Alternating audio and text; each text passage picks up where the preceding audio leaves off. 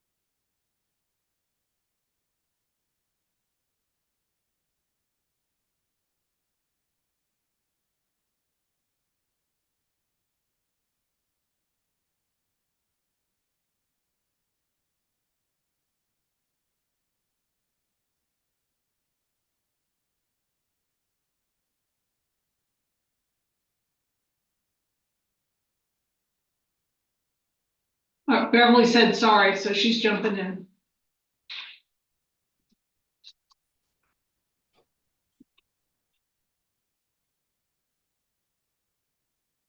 Oh, Beverly's here. Yep. So Robbie, we've got a quorum. Sorry for my tardiness. Not to worry. Our bus left. We know about that. Okay, so Robbie, you want to call the meeting to order and then we'll go into the budget hearing number 1. Okay. Thank you guys for meeting with us today. We'll start with our budget hearing meeting number 1. We have a quorum with Dr. Brown and Miss Beverly Levine. So I'll turn this meeting over to Dr. Sherry Gibney Sherman. Thank you. Thank you, Robbie. And thank you, board members, for being here this afternoon. This is the first of 3 required board hearings before we approve our budget. And there was no public comment to this meeting. And so we're going to jump right in if we could, and I'll have Bonnie walk us through the proposed budget. And then we'll just go, you can go on mute if you would, and we'll come back at 4 o'clock to close out the budget hearing. And just keep your screen on, stay on mute, and if we need you, we'll pull you back or if there's any comments. And then we'll go right into the called board meeting to get some approvals taken care of, and that should only be about 10 minutes, and that's at 4 o'clock. So the first part will be Bonnie. This will be about 10 minutes. Go on mute, come back at 4, and we'll move right into this other meeting. But Bonnie, if you would, please. Sure. Leah, we'll start with the budget narrative and just really hang out there unless board members have specific questions. And I'm just going to walk us through the highlights of the revenues, expenditures, and fund balance, and then answer any questions that you may have. So you can see from the narrative that the projected revenues are 21 million this year. They're higher than in FY24, even though we have lower student enrollment. And I just wanted to explain that on our initial allotment sheet for FY25, based on House Bill 87, we no longer have local fair share taken out of Foothills on the Foothills allotment sheet. So last year, that was a $2.1 million reduction on our allotment sheet. And this year, that's been added back in. So our revenues are going to be slightly higher. I've also increased the program student invoicing amount that we anticipate receiving. I projected it at 500 students, and we currently have 541 program students. So I think that that's a good conservative estimate at this point. And we are still planning to take local fair share out of the QBE amount that we invoice school districts, but it's higher than what we projected in FY24. And then for the federal grants, that's the actual amount that we're receiving right now for Title I, Title II, Title IV. I didn't decrease that because normally, as you know, it's based on student enrollment, but it's 2 years back. And 2 years ago, we still had a growing enrollment. So I think this year we're good. I think next year we'll see a decrease in our federal revenues and our federal grants amounts, because it will just be based on our enrolled students and not our program students. So With that, are there any questions about the $21 million projected in revenues? Okay, for expenditures, we're projected at, right at 23.7 million. And just to highlight it, probably the biggest expense is all staff and temporary work agreements, will receive a 4.1% raise. That's for all our salaried staff as well as our hourly amounts. We just took the hourly amount and added 4.1% to that. It equates to the 2,500 dollars that the legislators added to the certified salary scale for the average teacher pay. So that's how we calculated that 4.1% and then gave it across the board to all positions. Probably our biggest program change is our mentor program. Proposing for next year to go back to what we had prior to doing our reduction in force last year. And so our student mentor ratio is going back to 1 to 10. This year it was 1 to 20. And then we're also increasing their responsibilities as well as their position qualifications, grandfathering everybody in. But we're going to, at this point, from this point forward, require at least an associate's degree and prefer a college degree. And this is all based on, our mentors are what we're known for. All our students build those relationships, and that's really what starts the wraparound services that make us different and get students to push toward graduation. So we feel like as we are able to add things back that we cut last year, this is one of the most important, so we were able to find a place for that in this year's budget. All the other staffing formulas, including site directors, assistant site directors, teachers, other student services personnel, is all staying the same for FY24.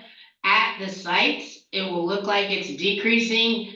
The formula is the same, but it is decreasing because student enrollment is decreasing. So the formulas are staying the same, but our staffing allocations at each site are decreasing a little bit, and we're working with our sites to make those adjustments. We did add at each site some additional staffing hours based on size to allow them some flexibility. Each one of them are unique, and as we worked with them on their schedules, some of them want additional teacher hours, some of them want additional career specialists or people to help with the wraparound services. And so we're giving them a little bit of flexibility with those additional hours, and we're excited to see how those work out. The one new position that we're adding this year to the budget, I think that Sherry's already discussed a little bit at the last board meeting, a new student recruitment manager position. And this position is going to work solely on recruiting students, looking and trying to find the 18 to 21 students out there that dropped out and that aren't going to school anywhere and that could be at Foothills, as well as help us work with our partner sites and program students and increasing the programs that we offer the resident districts as well. We're also developing a marketing plan to work with our existing resident system partners and recruit new partners. We've got several school districts in our zone that we need to reach out to, and we need to educate about Foothills, and we need to see how we can better serve them. And so with that work, we are adding some regional recruiters to work on temporary work agreements to help us build relationships and to sell Foothills to the systems where we currently don't serve. And their fee will be a flat fee based on the size of the district. And all of that's in the budget and in the works. We also increased the site operations fees. We know that utilities have gone up, and I know I sent out an email based on student enrollment probably about a month ago, keeping them the same. And during the budget process, we've increased those, and we're waiting on you guys to tentatively approve the budget, and then we'll send it out again to the superintendents to know that if 0 to 50 students will now get $75,000, 51 to 100 will get $100,000, and then over 100 will get 150, and that's up from 50, 75, and 100. So we hope that will help out our partner sites and let us be good leasers, renters of their space and use of their facilities. Probably the last expenditure, and it's not a big one for us, but I know it's impacted y'all's budgets. Of course, TRS and state health went up. And it does impact our budget, but not as much as yours. We only have 36 full-time people at this point that are actively enrolled in TRS and state health. So it did increase our budget a little bit, but not to the magnitude of traditional systems. So any questions about expenditures?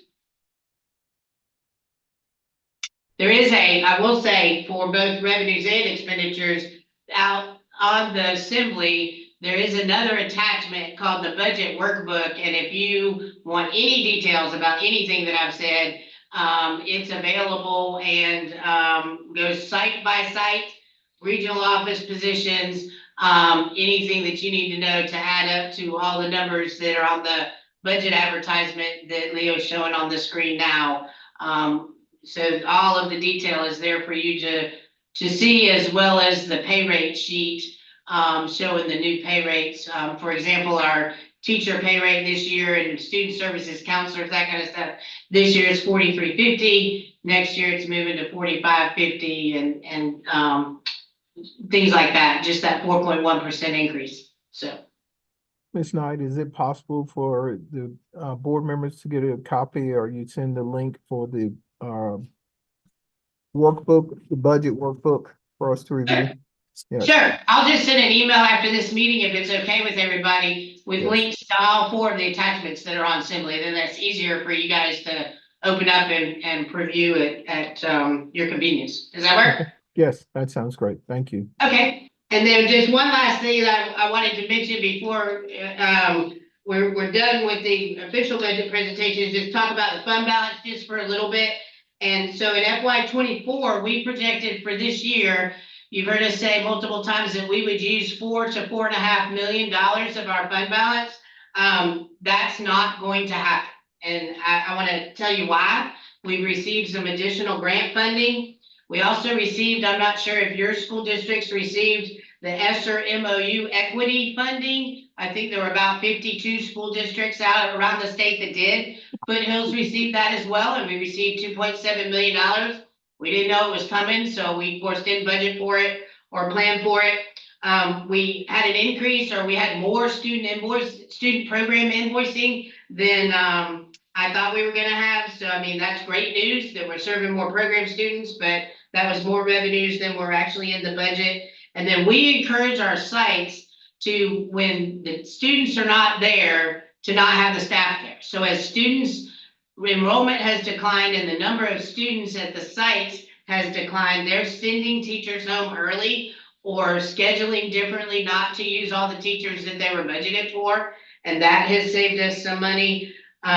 So we are not going to use all of the fund balance that we anticipated. I am projecting at this point that we may use 1 million, maybe a little bit over 1 million, and not the 4 to 4.5 million. But then for FY25, based on the numbers we just discussed, the projected amount is to use another 2.6 million. And then that would leave us with about $28 million in the bank in June of 2025.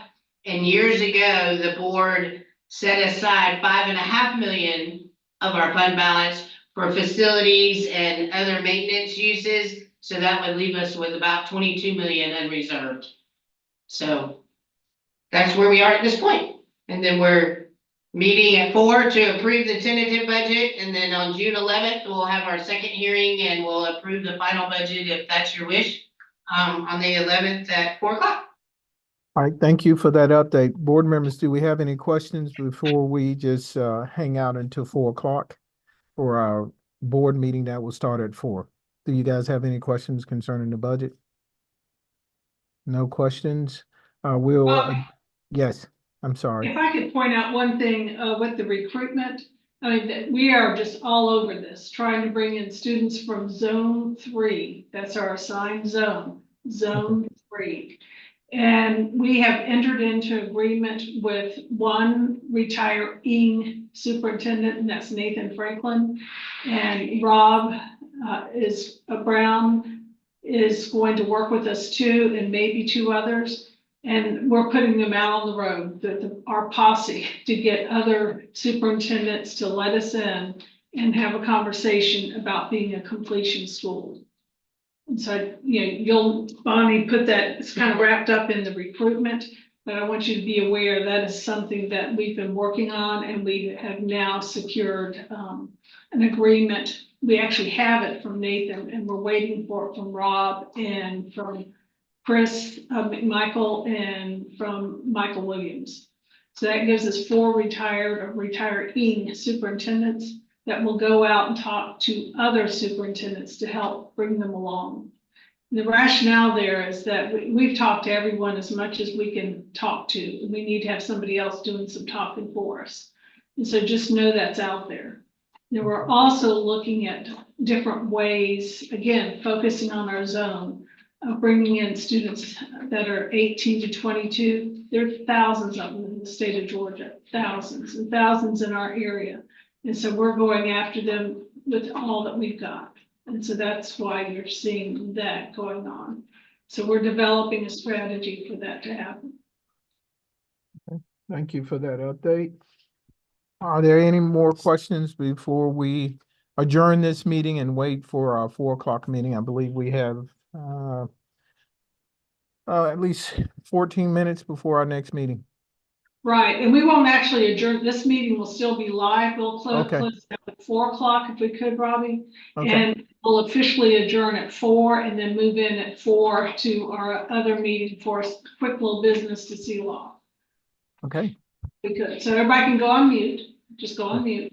And, All and then we'll come back at 4 o'clock, and Robbie, I'll ask you to please adjourn this meeting, and then we'll go into the next. Okay. All right. We'll do that at 4. All right. Thank you. Yes, sir. Thanks. And thank you all. Just go on mute and we'll be. Dr. Sherry, give me Sherman. Yes. As Bonnie was speaking, Dr. Price joined as well. I didn't know. Yeah, we got her. Thank you so much. Okay, great. Thank you. Thank you.